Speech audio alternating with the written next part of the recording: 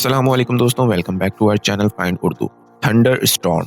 Thunder storm का मतलब है बिजली और गरज के साथ तूफान।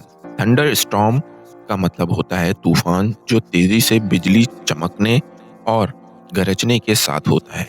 इसमें अक्सर जोर की बारिश और तेज हवाएं भी होती हैं। ये तब होता है जब मौसम में अचानक तब्दीली आए, जैसे गर्म और ठंडी हवाएं टकराएं।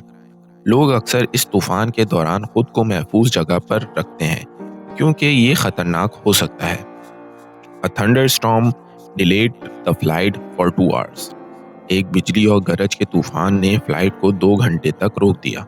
तो दोस्तों, थंडरस्टॉर्म का मतलब है बिजली और गरज के साथ तूफान, जो अक्सर बारिश और तेज हवाएं भी लाया करता है। उम्मीद है अब आपको थंडरस्टॉर्म का मतलब समझ में आ गया होगा। मिलते हैं नेक्स्ट वीडियो में। शुक्रिया।